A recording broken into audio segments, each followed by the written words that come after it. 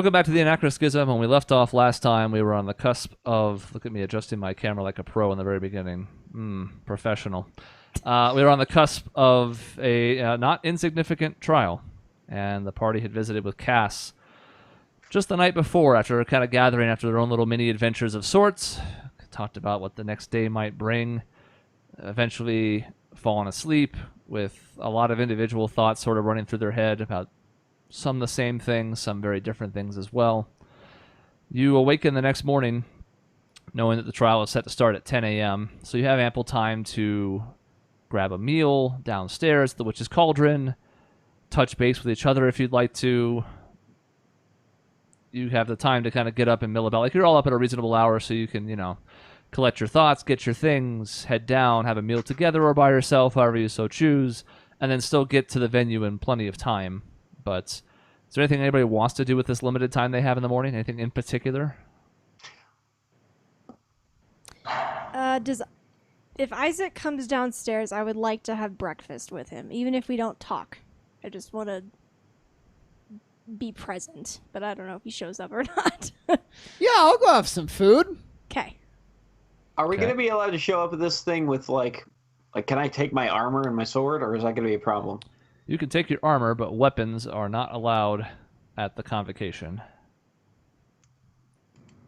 But if I try to secrete one on myself... You can do that, yes. Sorry, secrete? Yes. What? You're gonna sweat out a weapon? I just wanted to make sure I had that one correctly before we continued. It's like denouement. I just enjoy mispronouncing some words. Let me have my fun. I was thinking it was like derelict. Derelict. Yes. Yeah, but you like hit a word in just what another word is. You didn't do like secret or something.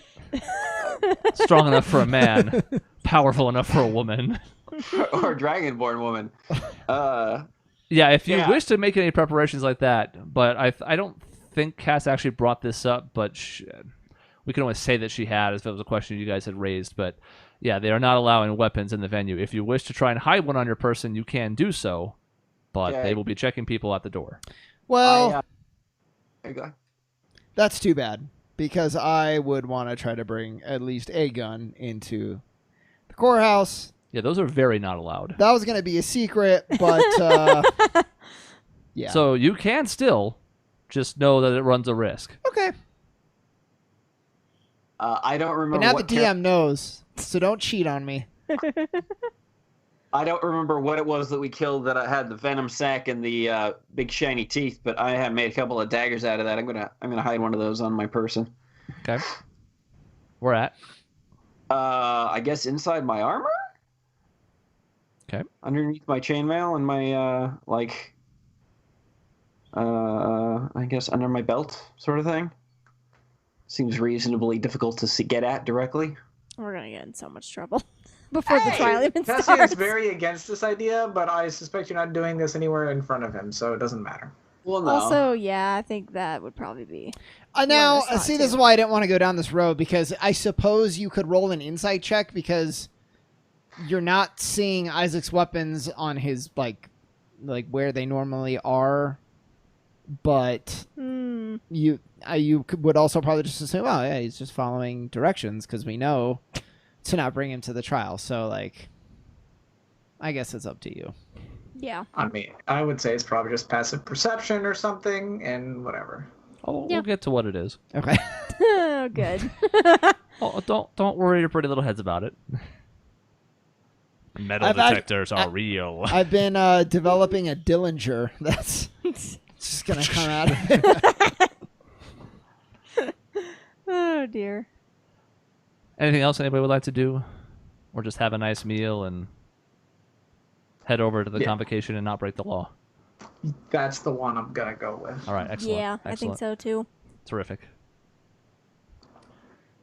So, a quieter than normal breakfast, but you're still able to make small talk and whatnot. You can sort of feel the weight in the room, just knowing the scope of what is going to supposedly happen today. And the realization sort of that no matter what the outcome is, it's troublesome either way. presents its own series of problems and logistics, but even so, it sort of weighs on you. It's not like you have no appetite or anything, like you're eagerly eating and you still feel in good spirits. It's just kind of like, yeah, there's that thing looming, right? And eventually, having finished your meal and gathered the belongings you wish to bring with you, because you can leave the rest in your rooms or whatever if you want, you have basically, for the immediate future, you continue to have lodging at the Witch's Cauldron set up. Although, of course, it was sort of running through this, so we'll see what happens afterwards when you get booted out onto the street like hobos. Fantastic. You start to make your way over towards Abarrow Castle, but this time you sort of splinter off before the usual pathway where you were going through that sort of circular entryway area and then checking at the desk where you've seen like Shada Harcourt and a few other people, and then made your way through various places in the castle from there.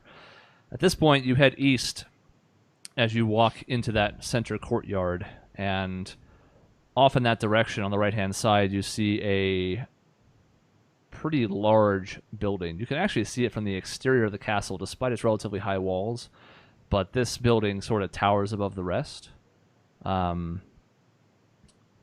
And the convocation takes place in the Halls of Judgment. What a shocking and clever and witty name. But as you're approaching from the outside, you can see that this building is dozens of feet tall. And even from the outside, you can see there are windows high up on those walls. There are none that are accessible from the ground or anything close to that. But per your request with Cass, you can see from here that they do appear to be covered by some sort of shade or drapes or something that would preclude vision on the inside for whomever might be able to get a vantage point from this difficult spot anyways. It might be why she sort of hesitated on it, but she did see reason in it apparently, because there are things blocking anybody from being able to see to the inside. At the front, you see a line of people, primarily nobles. It's sort of different from what you've experienced walking around the city for the most part, because you haven't been allowed in the nobles' quarter, so you haven't really bumped elbows with the high and mighty of Waychester at this point. But it seems as though the gallery for this is going to be primarily made up of those who have the clout to secure their seat into it. Oh, good. All the nobles here for a show. Well, what else would they be doing? Yeah, I mean, where else are they going to get entertainment, if not on the ill that falls the rest of the community? I understand. This is a pretty big moment, Isaac. I hope you won't begrudge them wanting to know what your father's been up to. No, hopefully there'll be a bunch of bloodshed and explosions, so they really get their money's worth. That's the spirit. And you do know that your father is, of course, also a noble, so there may be additional interest in this just on the basis of, like, this can happen to someone like us, even higher than us. Like, you know, there's this curiosity to it. It's also a marvel upon its own, to your point. Like, there is certainly some NASCAR crash hoping for here from some of them, but to another extent, it's also kind of like, oh, like, we're actually not above the law. Might go check this out and see what this means for us. There are indeed a couple of members of the Alabaster Cabal checking each patron as they go in. On the surface, they seem to be at least asking if they have any weapons on their person at first. They're also examining each person, having them lift their arms up and whatnot. So I will need both Karash and Isaac to make a deception check. Oh, no, I wouldn't lie. I just hand it over to them if they're actually going to check me. Okay. I would like to... They're not going to, like, pat you down, but they are asking you to, like, raise your arms. They're having a look around you. I was going to walk in with it if then nobody asked me, but if they're going to ask, I'm going to be like, yeah, I got a dagger on me. Can I have a moment of your time, sir? And I want to, like, bring him over, like, to the side and have, like, a, you know, like a heart-to-heart really quick, if he will allow it. I will say he will motion to someone on the inside to come help continue the process of getting people in because they're on the clock here, because he doesn't want to just leave half of this unmanned. But sure, he'll go along with it. I'm on special request as part of the Empress's entourage, and I just think, you know, we're here to ensure this goes smoothly, and I think it makes sense for us to have a weapon on us. I did bring one of my guns in today, but I implore that you let me keep it. I think it could be important depending on how this shakes out. He kind of gives you a look and he says, "Well, I appreciate your honesty, sir, but Cass said you might try something like this, and she wants you to know they have everything under control, but she also doesn't think your weapon will work in here." Oh, would it block magic or? It's a pretty heavy anti-magic field. It's one that's necessary to keep his powers in check, but she feels like she hasn't tested it, but she thinks there's a very likely chance that it won't even fire in here. If anything, it'll just make you look bad for having it. Well, in that case, I suppose, should I just give it to you then? That should be fine. You can just see us on the way back out. Oh, okay. I take out, damnation, and I say, please be careful with it. This is a very valuable weapon. He says, we'll take good care of it. And he's kind of like even quieter than before, just sort of under his breath. He says, there's only a couple people who are going to have weapons in there, and I don't think they can be any more trustworthy. Now, there could be surprises, obviously, but we do have some people at the ready outside the building if necessary. But Cass is a good one. She's thorough. I think she's taken every precaution we can. Okay. I appreciate it. Thank you. Honesty for honesty. Yeah. No deception checks needed. This is great. So you kind of resume your place in line, pass your way through the security checkpoint. Obviously, those of you who wield magic, you still, as soon as you walk through the doors, essentially, maybe even like the step outside, because it's not an exact for the sphere of the building, but basically once you walk inside, you get the same feeling that you did in that room inside the other part of the castle where they had been holding Faust Dryden for those last couple of weeks, where you just kind of, you don't feel sick, but you just sort of feel as though you're kind of off kilter a bit, as though something is missing. And Tessian, it's especially acute for you just because you have so recently been focusing on like the origination point for magic and where it comes from within. You sort of feel a similar but different effect now of like that place I call upon within myself without thinking or with thinking, depending on how familiar I am with the magic. Like it just feels like there's this like gap sort of.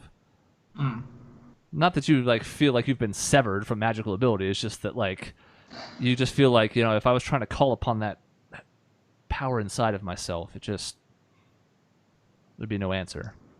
Yeah. It does feel more potent than it did in that cell. And you're not sure if that's because of the size, the magnitude of it, or because it is a more potent version of the same effect. But it does sort of feel like there's like that additional pressure sort of weighing on you in a strange internal fashion. Both tangible yet completely intangible. As you walk inside, there are now easily visible drapes covering up those windows on the high side, still permitting some light in, and there are also some torches lit on the exterior of the walls. You can see there are magical sconces along the walls as well, but they seem to not be working. The reason for that seems pretty obvious. And because of that, they've sort of set up makeshift torches that stand on the ground on the interior, just to make sure that light from the outside, which is sort of blocked off, is supplemented. Oh, they had the window. Okay, so is the guy still is anyone still with us? Like anyone showing us seats? As soon as they check you out by the doors, they start pushing you inside. I would say that the one who was talking to you would say, they have some seats set aside for you just behind the prosecution's bench. Okay, I have here. I have something just for you to see really quick. Okay. Ooh. See, whispers! I'll tell you what I'll do. Okay. With disadvantage. Sure. Okay. Okay. Nothing comes of it in the short term. I told them to watch the windows, god damn it. Yeah. So it does seem as though Cass followed your guys' recommendation, as mentioned on the outside. Knowing that some magic is based on line of sight and also some gunshots are based on line of sight, they've at least seemingly taken away that ability. Okay, good. Again, given the height of this building and the position of the windows, it would probably have been difficult to begin with. But who knows, right? You, in particular, Isaac, know that your sister is capable of some pretty good feats of marksmanship. Yeah. And that's just one example, Yeah. among others. And again, like the magically inclined of this group, which is everybody but Isaac, really, sort of knows that for a lot of your magic, you have to be able to see the target. Otherwise, you can't just be like, shoot a fireball, and you're like on the other side of a 60-foot wide wall, and you're like, and it blows up inside somehow, and you're like, yes, got him. The interior is, just because I thought it would be funny, very much like a Phoenix Wright courtroom. Love it. You have a raised platform towards the front center of the room that seemingly is where witnesses go to testify. There is no place for a judge, however. Across the room where that rounded platform is for people to testify, like directly across on the other side of the room, is a where'd it go? A small dais with an ornate chair in it, and you can see that Empress Whitehall is already seated in it. She appears to be the person running these proceedings, but she's not seated anywhere near the witnesses. She's on the opposite side of the room instead. You also see a familiar face, Cass, standing nearby her on the dais, kind of like just back and right of her.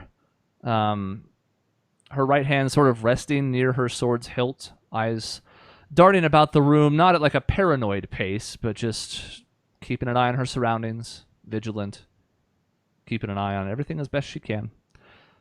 And you know from the conversation last night that she's still a little bit wary about all this, but she's not like freaking out, like pulling her sword out, having it fall in her hand, you know. There are also two long rectangular tables on each side, much closer towards the front of the room where that witness dais or witness platform is. There's another familiar face seated at one of those two rectangular tables on your left. You see Cavis Robintero.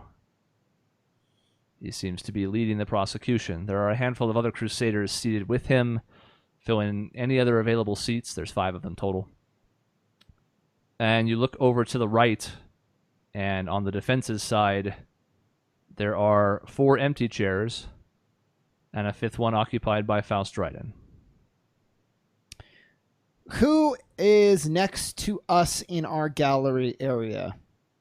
Like where you're going to, like where your seats are? Yeah, Who are the fellow peanuts? Yeah, us, right? And then are there any nobles around us? Are we pretty secluded? Like, what's our area look like? For the most part, there are nobles on the prosecution side. There is also one noble, can't spell notable without noble, kind of sitting right near the front as well, like in the very front corner of this makeshift box of sorts where the gallery can watch. It's relatively close to where the prosecution and defense are, by the way, maybe like 10 feet back at most. But the other familiar face that you see is Rezia. The sister of the Empress. Camille's I thought that sister. was Cass? Cass is her bodyguard. Oh, and the one that's that right. Tessian knows from back in the day. Went to school with Thea. Is the noble who's like up front, is he like the prosecutor? He or she? That you were like, there's a notable noble. Rezia is the notable Yeah. noble. Oh, okay. Gotcha. Yeah. And Cavis is actually a commoner. I don't know if that's actually come up, but he is not of magical lineage. Cool. And I knew I liked that guy. Most of the Crusaders are also the same way. Okay. Cool. Which is what's an interesting bit of their faction, because they don't work for the Empress, but by doing good for the continent, they sort of indirectly do, but they do not have the same heritage as the majority of the higher-ups within this country. Let's see. Anyways, Faust Dryden on the right, by himself. No other representation. Other chairs sit empty. Seems to have chosen to represent himself. I turn to one of the nobles next to us and I say, like, so you're here to try to make a power play in the vacuum that my father's going to leave behind? Your father? Oh, yeah. Haven't you heard? Heard what?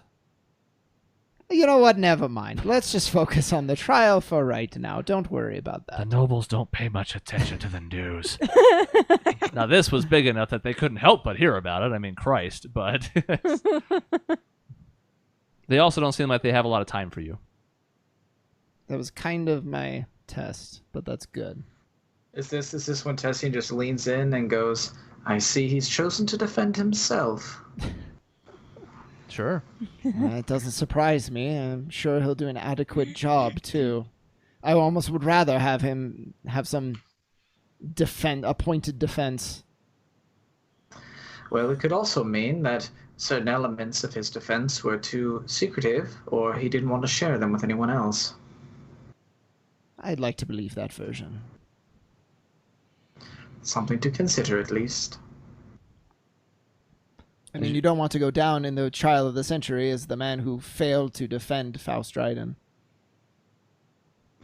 Then again, if you could be the man who could defend the indefensible and save him, you'd certainly earn yourself a spot at his side, would you not?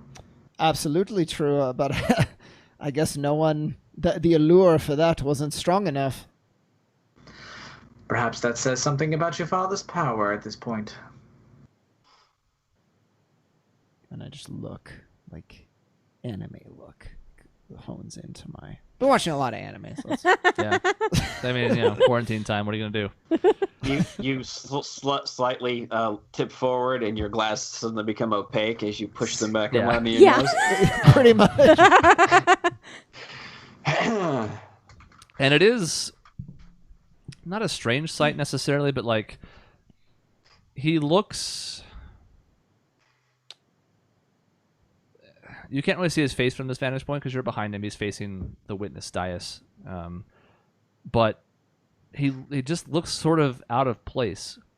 Like, especially to you, Isaac, you've always known him to be surrounded by some glad-hander or, like, Gavin Cartwright or other folks that have been in his inner circle. And here he's just this comically oversized, at least for one person, table sitting by himself, seemingly paying no mind to the proceedings, the crowd filtering in behind him. Doesn't look in your guys' direction as you make your way down the center towards your seats. Just singular focus, seems like. As you guys make your way to your seats within the box, Rezia kind of lights up when she sees you. Aw. She says, "Oh, good, you made it. I'm glad. I didn't think you wouldn't. I don't know. It's reassuring, I suppose." Well, it's good to see you here, Rezia. I hope this is an uneventful afternoon, but I think we all know that this is something of the trial of the decade. She says, "Well, Cass and I had a long conversation this morning, just about what could go wrong and how we could best be prepared. I think we're as ready as we can be, and I'm with you. I hope it goes as smoothly as possible, but I suppose I have my doubts." Well, if anything goes wrong, you have us. I think that was sort of her idea, was to have me here so that she could focus on the Empress because, well, I know you and her go a ways back, but I guess she trusts you with my safety. Well, we won't falter, that's for sure. Having gotten to this vantage point, you also see that in addition to Cass having her weapon at the ready, Cavis has his broadsword on him, which makes it difficult for him to sit at the table, but it already kind of does anyways because he's a pretty big burly guy, and this isn't exactly a big comfortable chair for him, but his weapon also appears to be in the equation here as far as who was allowed things in the room. Which on the one hand is a little weird because he's the prosecution, but on the other hand, you know his position and his reputation, so you're kind of like, yeah. And also the fact that he's pretty close with the Empress, too. Just so I am aware of, how safe we are, when did the anti-magic begin? Was it, on the way in? Was it just once we breached, the door? Tell him, Jason. Oh, gosh. It was when it was halfway through, wasn't it? we had entered the building, and then we got to the courtroom. So it's the courtroom. Yeah, it was basically that. This is one and the same. The building's all one big building that you were first allowed into. It was as soon as you went through the doors. Okay. Okay. I So- wasn't sure if you were talking about the front doors or if there was like a hallway before the main doors. So if there's a the whole lobby, thing. that's included and all of that. Essentially. Okay. There was a small lobby area, a la Phoenix Wright. Good. But you were searched for weapons before you entered the lobby and before you came into the interior of the building. Okay. So it extends to what you would assume is the entire building. Okay. Yeah. There is a buzz in the room. Unsurprisingly. Gotta get that fly. I mean, Yeah, well, there's no magic, so it's the two people with weapons that have to kill it. There's no other way to kill a fly. But there's just a lot of, offhand conversation that you can hear in the background. There's a lot of murmuring among the crowd as everybody's sort of talking about what's happening. And similar to what you've sort of already ascertained, the nobles are sort of filling in the blanks themselves, having heard about the nature of a trial of this size, but not really knowing a lot of the background to it or the details. And what you overhear, at least in just casual listening, is, some facts, some conjecture, some outright lies that people have picked up somewhere else or heard and thought to be true or made up themselves to sound smart to another noble who also doesn't know what's happening. But primarily it's just people kind of talking about how can this be happening? How did we get to this point? He was supposed to have been the hero. These charges have to be bogus. That kind of stuff. And for the most part, it also seems like a bunch of hot air, to be perfectly honest. Particularly from this side of the room, where you're closest to the majority of nobles, who for the most part don't know what they're talking about. There is a moment where Cavis kind of takes the hilt of his weapon and bangs it on the table. There's no gavel here. So for all you Phoenix Wright aficionados, there will be no bald judge interrupting from Canada. Yeah. But he does sort of do that to quiet the room and get everyone's attention. And having done so, he now turns to his left to where the Empress is seated. And she rises out of her chair. And she says, "Good morning, everyone. We are here today because Margrave Faust Malachi Dryden is formally charged with conspiring against the Empress, kidnapping Aramean citizens, and high treason. If found guilty of these accusations, the penalty is death by my hand. However, all are entitled to have their grievances heard, and we will conduct a fair trial as is tradition for the convocation. Cavis the Vigilant, if you would, you may call your first witness." I'd like to turn to Tessin and say, like, death by my hand. Exactly is that? Is she going to choke him in front of everyone?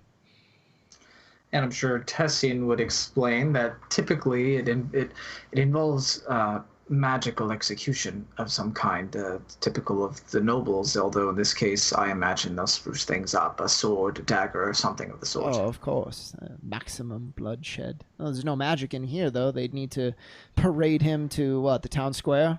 Make sure everyone can see it? Oh, I'm sure Cavis could just lend his sword. I put my hand on your shoulder. Put your hand on my... Cavis rises from his seat again, steps out around the table, and says, "I call Whitworth Thorogood to the stand." And you watch as from behind you, where you first entered the room, a familiar man in what appear to be pretty heavy shackles is led into the room, looking a little bit less pompous than the last time you may have seen him, although he had sort of resigned himself by the time you led him away from his manor, but still looking a bit more humbled by perhaps a couple of weeks in jail. Also looking very much not dead, so that's nice. Does he see us by any chance? I would say, given that there's a blue dragonborn among you, he almost can't help but see you as he kind of good. walks through. If he sees me, I'd like to give him a little wave. He looks over in your guys' direction. Looks kind of sad. Good. averts his gaze back towards his feet as he's walking because he wants to make sure he doesn't trip. His feet are also shackled. Give him a wave and a smirk. And he eventually is led up by one of the guards to this little platform in the front that is sort of surrounded by like that rounded bar. I guess just like out of Phoenix, right? I'm just gonna steal from Phoenix. I don't give a That's shit. fine. The thing's built on, like, it just says objection at the bottom of the screen. Everybody knows what this is.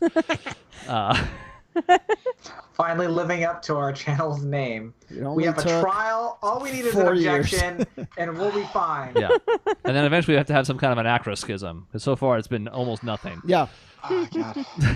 We'll get there eventually, guys. We will. To build up. Yeah. Because I'm not going to do this like 8 times, Cavis basically has him state his name, his position / occupation. In this case, of course, his position because he runs Falstock, but runs through some of the basic stuff at the beginning, name, occupation / whatever. And now the trial music begins. I would play it, but then it would ruin the Skype call that we're on to do this. So unfortunately, I can't give this accompaniment, but you know the music. Never actually played it. So, Turn the tables. The trial hasn't even started yet. What is the first question? Holy shit! What?